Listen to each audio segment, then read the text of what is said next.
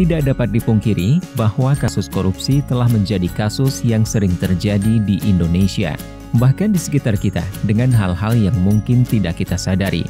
Upaya mencegah dan memberantas korupsi akan lebih efektif apabila seluruh pihak memahami celah-celah potensial praktik korupsi dan menutup celah-celah praktik korupsi sekecil apapun dengan mengedepankan dan menunjukkan integritas. Upaya memberantas korupsi hanya akan berhasil apabila seluruh pihak mampu menyentuh akar permasalahan dari timbulnya kasus korupsi tersebut.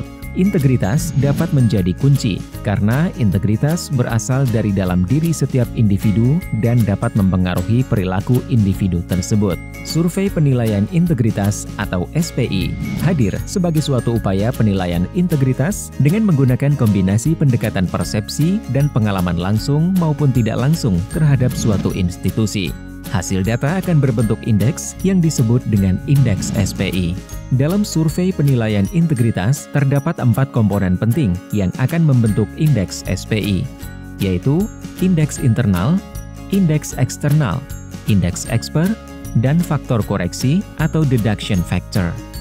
Indeks internal didapatkan melalui survei yang dilakukan kepada pegawai di kementerian atau lembaga atau pemerintah daerah atau KLPD dan mengukur indeks budaya organisasi yang meliputi transparansi, konflik kepentingan, keberadaan calo, nepotisme, suap, kerugian negara, dan penyalahgunaan wewenang oleh atasan. Sistem anti korupsi meliputi keberadaan dan efektivitas sistem anti korupsi. Pengelolaan sumber daya manusia atau SDM yang meliputi promosi, mutasi, dan kebijakan peningkatan kualitas SDM. Dan pengelolaan anggaran yang meliputi risiko penyelewengan anggaran, perjalanan dinas fiktif, hingga pengadaan barang dan jasa.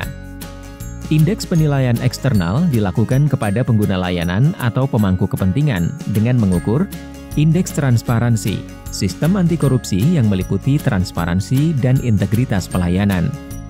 Sistem anti korupsi yang meliputi kampanye anti korupsi, sanksi terhadap tindakan korupsi, dan tindak lanjut pengaduan korupsi, dan integritas pegawai yang meliputi kejadian dan jenis suap dan gratifikasi.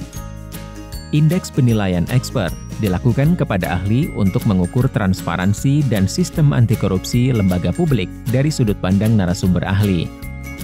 Faktor koreksi yang terdiri dari laporan pengaduan yang digunakan adalah laporan pengaduan masyarakat terkait korupsi kepada KPK pada periode 1 tahun terakhir yang telah diverifikasi. Laporan kepatuhan LHKPN adalah persentase jumlah wajib lapor di setiap institusi yang belum melaporkan LHKPN terhadap jumlah seluruh wajib lapor pada tahun sebelumnya. Pengarahan. Pengarahan yang dimaksud adalah adanya upaya untuk mengarahkan responden agar memberikan jawaban yang tidak sesuai dengan kenyataan ketika mengisi kuesioner. Di tahun 2016, terdapat 64 KLPD peserta SPI yang terdiri dari 36 kementerian atau lembaga dan 28 pemerintah daerah. Di tahun 2017, terdapat 36 KLPD yang terdiri dari 6 kementerian atau lembaga dan 30 pemerintah daerah.